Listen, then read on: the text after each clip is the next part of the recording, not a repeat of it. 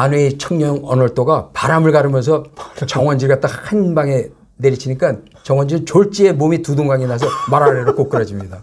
두둥강. 두둥강. 세로를 놨습니까? 그렇죠. 가로를 놨습니까? 그렇죠.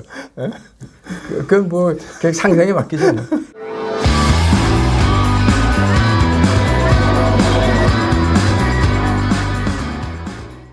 반갑습니다. 정사 영웅삼국지 강영원. 신현철입니다. 지난 5편에서는 네. 유비가 괴이 추정에게 네. 의병 500을 이끌고 가서 네. 극진한 대접을 받고 네. 이제 이튿날 적진을 살피러 지리에 익숙한 정찰병 안내를 받아가지고 네. 대흥산 측면을 넘어 적진을 굽어볼 수 있는 위치에 올라갔다고 했죠. 네, 그랬죠. 그러니까 추정이 그 대흥산 언덕에서 유비에게 물어봐요. 네. 적진이 진영을 보고 느낀 점이 있냐고요. 네. 그러니까 유비가 딱 봐도 적진이 그 생각보다 어설프다고 느껴지죠. 네. 이제 그렇게 얘기하니까 이제 추정은 관군 그 교유로서 네. 엄청난 그 전략과 전술을 그동안 많이 겪었던 사람이죠. 네. 그러니까 얘기하기를 그래요. 적진의 배치를 딱 가르치면서 얘기해요. 네. 문제점이 있다 이거예요. 네. 어떤 문제점입니까? 예, 황건 그 적장 정원지가 네. 그 2일대로 전략을 갖다 두려워해가지고 네. 대흥산을 넘어서 유주성 앞의 들판에 군영을 구축하는 걸 포기하고 네. 대흥산을 넘지 않고 네. 계곡 입구 벌판에 영체를 세워서 그 주둔한 것 같다고. 아니, 조금 전에 2일대로 전략이라고 하셨잖아요. 예, 제가 한번 설명해 드릴까요? 네. 예, 네네네. 그렇죠. 그 적병이 네. 아군을 공격해 올 때 보면 네. 그 경우에 따라서는 수백 리 또는 수십 리 공격해 올 수가 있겠죠. 그렇죠. 이동을 할 수 있겠죠. 예. 그렇게 되면 아군은 편안하게 기다리고 있다가 네네. 적병이 들어와 가지고 500리 수백 리를 갖다 돌아오면 아무래도 피곤해 있겠죠. 힘들게. 그때를 기다리는 거예요. 아. 예. 이제 추정은 이거를 보고 네. 이게 적장의 첫 번째 실책이라고 얘기해요. 아하. 예, 이 일대로 전략을 쓰더라도 황건적은 5만이 넘는 대병이고 네. 아군은 병력이 1만 정도뿐이 안 되는데 5분의 1밖에 안 그렇죠. 되는군요. 암만 적병이 그 이 일대를 두려워해가지고 네. 하더라도 5만이 넘는 병력이 와 있을 때 1만도 안 되는 병력 가지고 성 밖에 나가서 공격해가지고는 인해 전술에서도 당하게 되죠. 그때는 2일대로 전략에 안 먹히는군요. 그렇죠. 그런데 바로 그 적장 정원지는 네. 이에 대한 지나친 그 이일대로 전략을 갖다가 두려워해가지고 그 실상은 자기 용병이 허약한 점을 보여준 거예요. 사실 정원지가 해야 될 일은 네. 그 아군이 네. 적병에 대한 대비를 하기도 전에 사실 그 대흥산 계곡을 넘었어야 되는 거예요. 그렇군요. 예, 근데 그걸 안 했다는 점이 이제 첫 번째 모순을 지적했고요. 네. 그다음에 이들이 수백 리 원정 온 것도 아니에요. 네. 단지 유주 내에서 네. 이동뿐이가 수십 리뿐이 안 되겠죠. 짧은- 암만 자기들이 필요하더라도 그 5만의 병력 앞에 1만이 그 2일대로 전략을 쓰기 위해서 튀어나왔을 때 그렇죠. 완전히 파기비치가 되어 있으면은 공략이 안 될 수가 있지만 근데 짧은 거리를 그렇죠. 왔으니까. 그 정도가 크게 필요하지 않았는데 이게 그 병법에 나오는 그런 것만 두려워해가지고 네. 자기가 쓰다 보니까 거기서 적장이 병법이 운영에 아직도 미숙하다는 걸 보였다고 딱 얘기하는 거예요. 그리고 이제 두 번째 그 이제 실책을 어디로 잡냐면은 네. 그 적병이 이제 그 진영을 갖다 구축하는데 네, 진영. 일자진을 세우고 네. 후미에 본부를 갖다 이제 설치했어요. 아. 근데 만일 아군이 산 위 후미를 갖다 돌아서 배후로 기습하면 적군은 후미 본부를 속수무책으로 공략당하게 되죠. 그렇겠네요. 예, 자칫 잘못하면 본부가 자멸될 수 있는 정도예요. 어. 오히려 이들은 방진이나 원진을 구축하여 중앙에 중군 본부를 설치하는 것이 제대로 된 그 영체 배치가 아닌가 이렇게 생각한다고 말합니다. 일자지는 뭐고 방진 원진은 어떻게 되나요? 네, 그러면 그거에 대해 이제 설명을 해드릴게요. 네네네. 예, 일단 추정이 말한 그 적장의 두 가지 문제점을 그림으로 한번 그리고 설명해 드릴게요. 네, 네. 예. 그리고 그 일자진, 그 방진, 원진에 대해서 설명하고요. 네네. 사실 그림으로 그려주시면 훨씬 그렇죠. 이해하기가 그렇죠. 좋으시죠. 그렇죠. 네. 이제 이게 강이고요. 그 다음에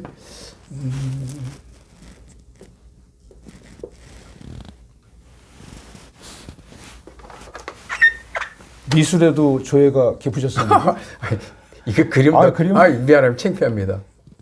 거의 피카소 수준이신데. 아 그래요? 미안합니다.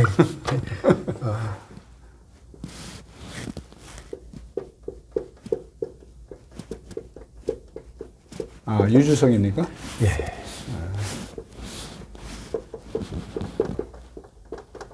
이제 강 이렇게 되고 그러면 적장의 첫 번째 그 추정이 그 지적했던 게 네네. 사실 이게 이제 대형산이라고요. 네. 그러면 이 산을 양쪽에 이제 대형산인데 우리가 이해하기 쉽게 하려면은 네.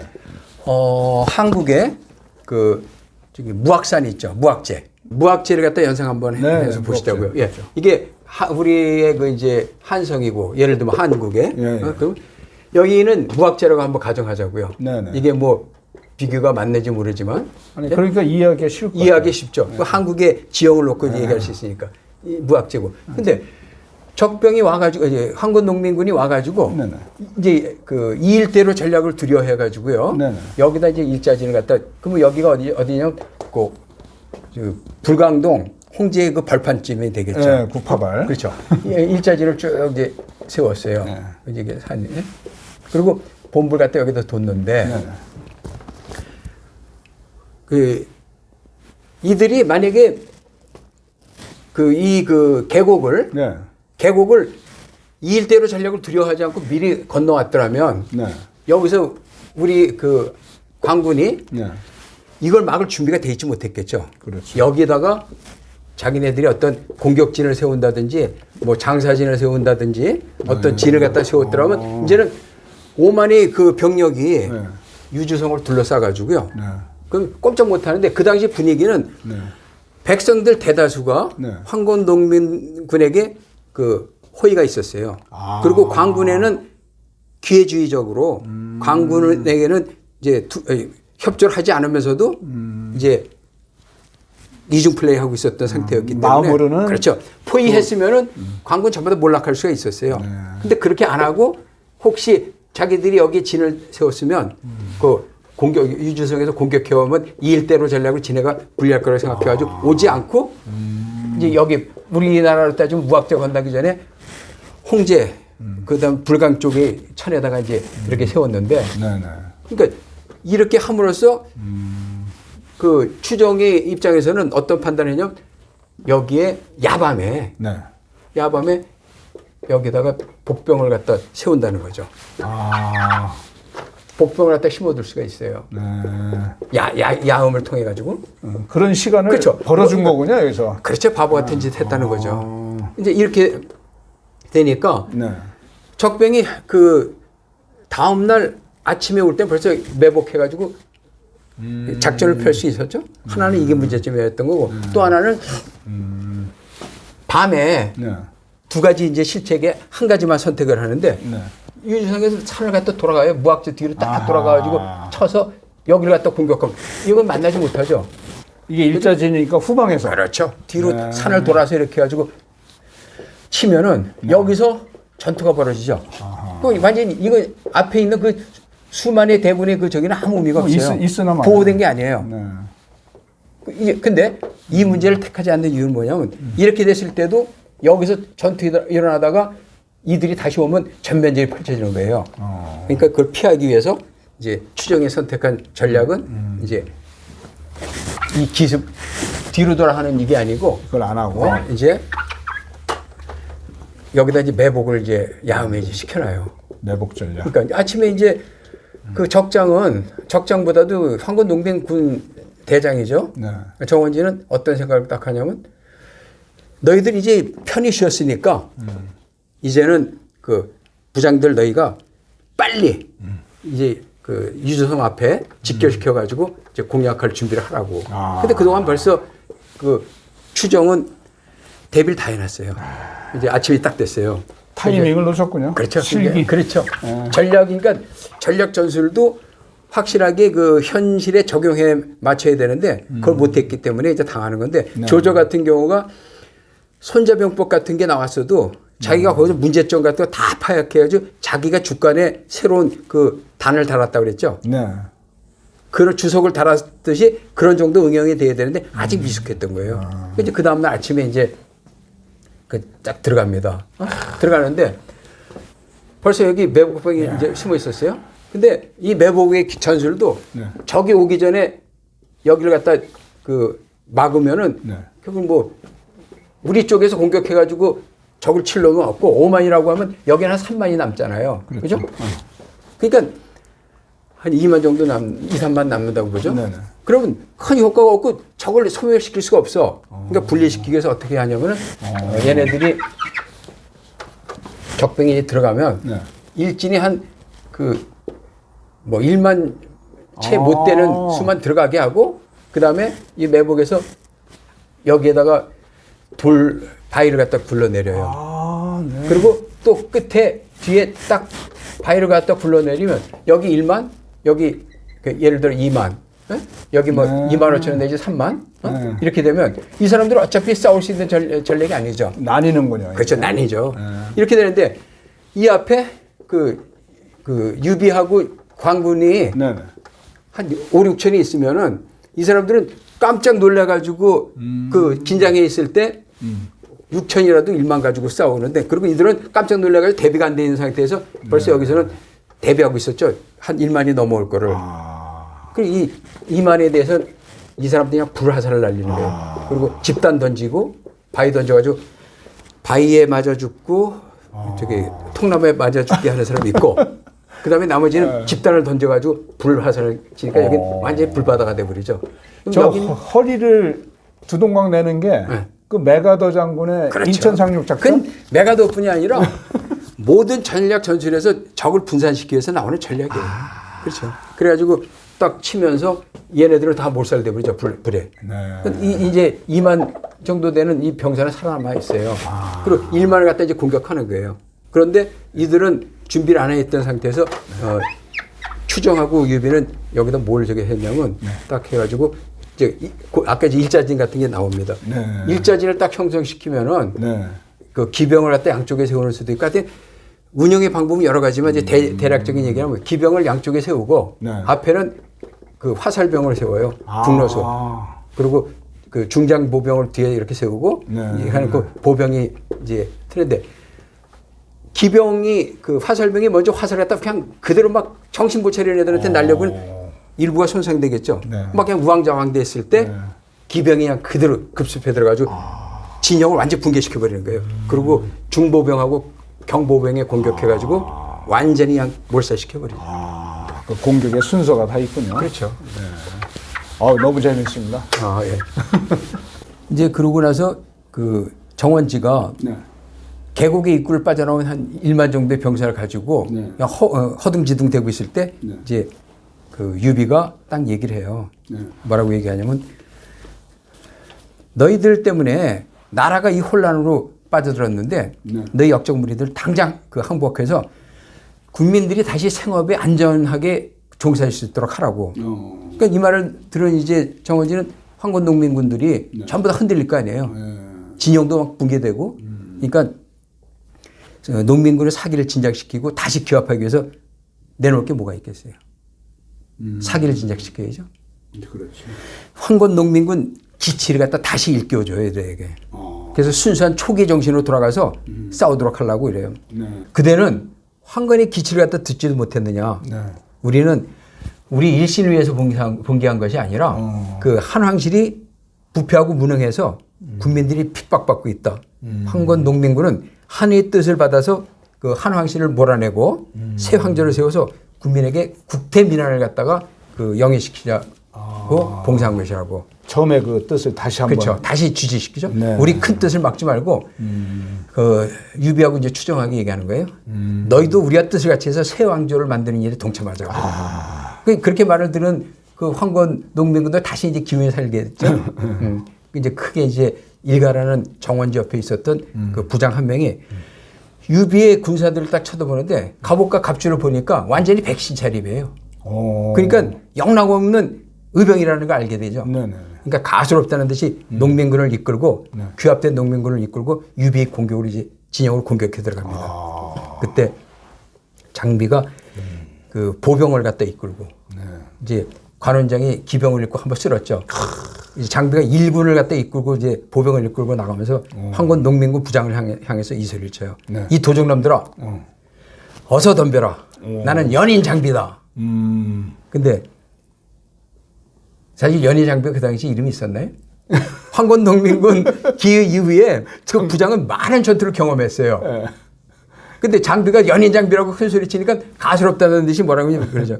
야, 내가 태어나서 거사를 행한 일에 여태까지 연인 장비가 있다는 소리를 들어본 적이 없다고.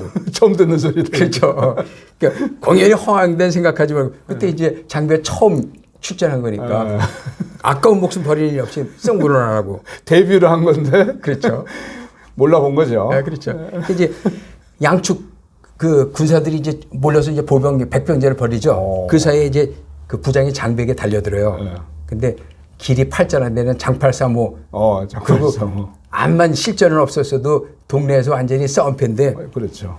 장비가 휘두른 그 칼에 단 3업도 피하지 못하고 장비에게 목숨을 잃어버려요.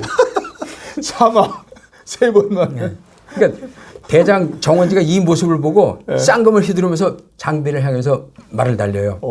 근데 이 그 난전 속에서 이제는 관원장이 청령 언얼도를 갖다 비껴들고 다 나오는데. 네.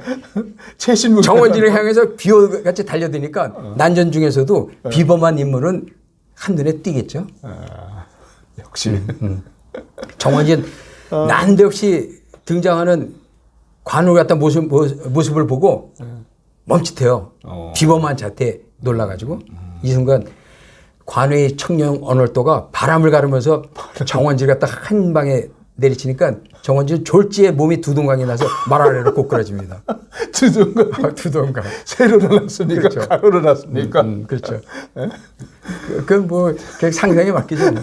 대장을 잃은 농민구들은 방향을 잃고 이리저리 흩어지더니 결국 도주하게 되죠. 그렇죠. 이렇게 돼서 이제 유주에서의 그 황건 농민군 기회는 진압이 돼버려요. 그리고 이제 며칠 후 어차피 큰 승리를 했으니 그 추정이 그 유비 그 일파나 등 그 관군들에게 그 상을 주고 그리고 이제 축하연을 베풀어 주겠죠.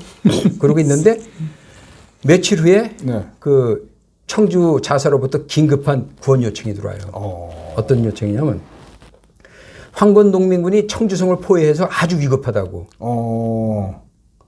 그쪽 적장은 아마 또 일어났군요. 그렇죠. 전투가. 그러니까 지금 전 13개 중국 13개 전역에 다 농민군이 일어나고 있었어요. 근데 그 청주성을 공격한 그 저기 농민군 그 수장은 좀 전략 전술을 좀 알았나 봐요. 이 일대로 전략이 뭐고 생각하지 않고 이제 청주성을 둘러싸가지고 포위되어 있는 거예요. 꼼짝 못하게 되고 그렇다고 해서 백성들이 그 저기 눈치 보고 있지 그 농민군을 마음적으로 응원하면서도 관군을 두려워해가지고 하지 관군 도와주질 않아요. 그러니까 오랫동안 박히면 결국은 식량난도 생기게 되겠죠. 식량난의 문제죠. 그때 이제 요청을 받은 교위 추정이 유주자사하고 유주목의 그 대리 역할을 하고 있었죠.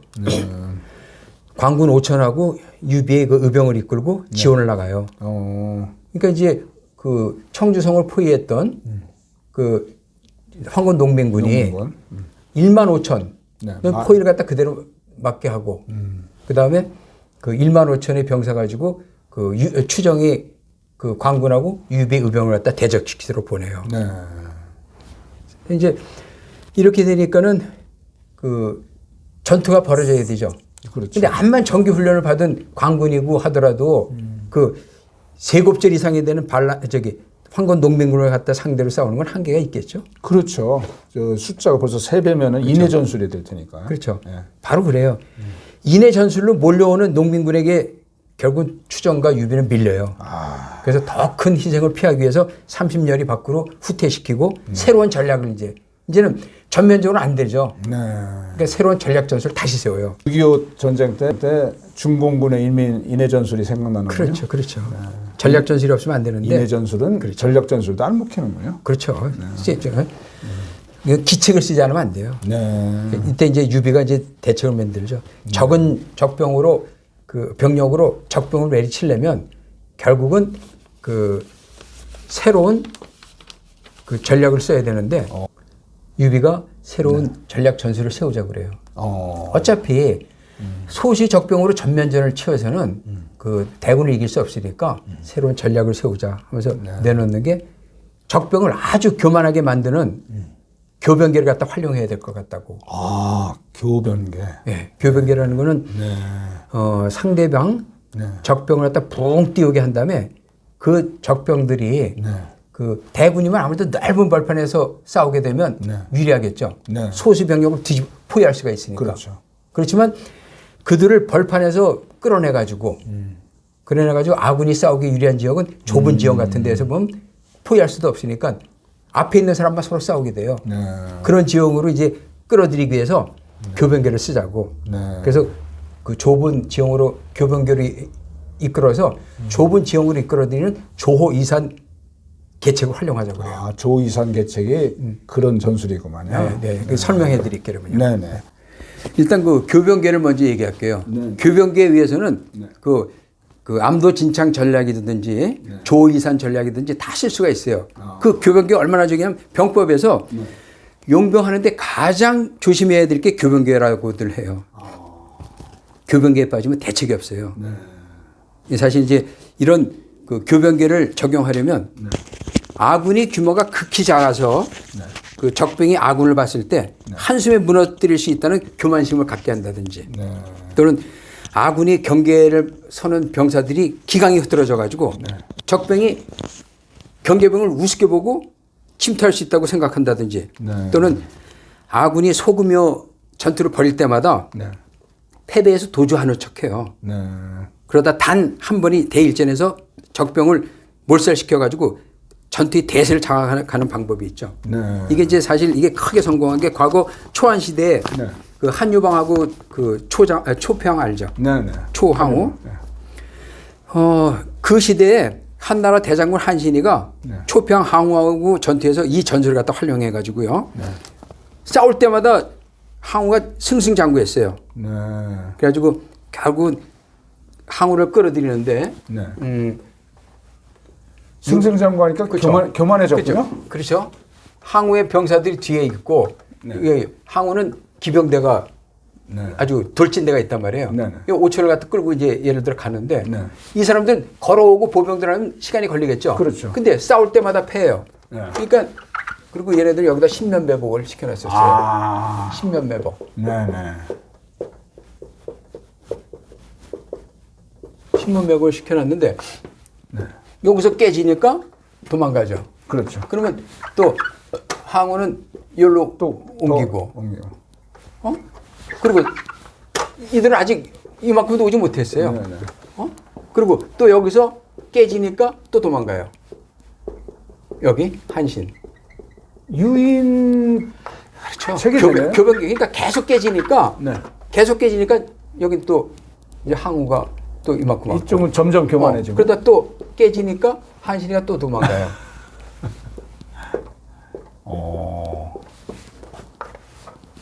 그럼 이제 항우가 또 이만큼 들어갔죠. 한신하면 또 전략 전술의 최고 아닙니까? 그렇죠. 이렇게 됐죠. 그럼 이런 식으로 해서 한신이 다 도망가 있는 상태예요. 그리고 여기는 병사들은 아직까지 돌격대를 쫓아가지 못해가지고 뒤에 이제 쳐 있는 입장이 되죠. 거리가 많이 떨어져 있죠. 근데 여기에 딱 쳐들어가가지고 그 패한 여기에 항우를 또 몰아넣고 그냥 완전히 가둬놓고 해하 전투에서 단 한 번의 일전으로 항우는 몰락해버리죠. 연계가 안 돼요. 여기 들어가 있는데 이들하고 어떻게 연계가 돼요? 그죠? 그러니까 바로 그 교변계에 당하는 거예요. 이게 교변계. 그렇죠. 교만을 이용했다 이거죠. 그렇죠. 교만해지게 만들어서 계속 이기니까 교만해진 거죠. 교만해지게 만들다 보니까 이제 뭐 자기가 최고인 줄 알고 쫓아가다가 대책 없이 이제 신면매복 당하는 거죠. 이같이 네. 교변계는 비단 옛 시대의 병법에서만이 아니라 네. 현 시대에도 극히 경계해야 될 최대의 함정이고 최대의 호구라고 그래요. 네. 사실 한국의 그 정치 기업에서도 네. 이 교변계에 빠지면 상당히 위험하게 위기에 봉착이 돼요. 근데 한국 정치 먼저 한번 얘기하면요. 네. 지난 그 4.15 21대 국회의원 선거에서 네. 미래통합당에서 네. 근거도 없는 대세론의 주장이 나왔죠. 네. 그래가지고 김영호 공천심사위원장이 붕 떠가지고 네. 공천을 4천으로 하는 바람에 네.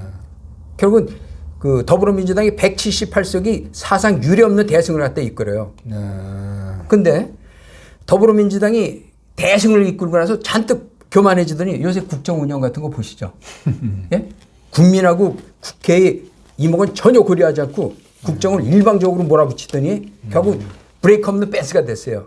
그러니까 지금 그냥 극도로 그 민심 위반돼 가지고 자신들을 절대적으로 지지했던 지지자들까지도 완전히 돌아설 정도가 됐으니 근데 이게 미래통합당이 잘해서라기보다는 극도의 교만에 빠진 그 더불어민주당이 스스로 교변계에 빠져가지고 자가당착을 일으킨 거죠. 좀 안타까운 일입니다. 옛날이나 지금이나 교만은 상당히 조심해야 돼요. 그래서 기업하는 사람들도 그 위기 관리 능력을 가장 최고로 중시 여겨요. 옛날에는요. 보면 경영학 공부했고 저도 경제학 공부했으니까 아시지만 뭐 마케팅 전략, 그다음에 노동 전략, 그다음에 재무 관리, 그다음에 뭐 다 있지만 이제는 최고로 중요시 여기는 게 위기 관리예요. 경영이랑 경제에서. 바로 이게 교만해지지 말란 얘기죠. 어찌되었든 간에 네. 소시 유비 그 의병은 그 농민군 대군과 이제 싸우는 척 하다가 네. 패해서 도주하는 척 해요. 그러니까 결국은 교변계에 성공하는 거죠. 네. 그 황건 농민군 대장이 이제 정원지가 그 빠져가지고 몰살했던 거고요. 네. 자, 이제 이로써 그 청주성 전투도 네. 결국은 교의하고 추정이 그 연합군이 이제 승리하게 되는데 네. 승리에 아주 크게 도취한 교의하고 추정이 네. 그리고 의병장 유비는 전투에 참여한 병사들에게 후한상을 내려야 되겠죠. 네. 이제 후한상을 내리고 이로써 이제 6편이 끝나고 다음 7편에서는 네. 황건 농민군 기의에 네. 장사성 전투가 일어나는데 이때에는 황보순과 조조의 활약상이 전개돼요. 네. 재밌겠네요.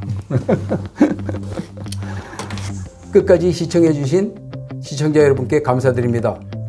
다음 편에서도 더욱 유익한 주제로 찾아뵙겠습니다. 감사합니다.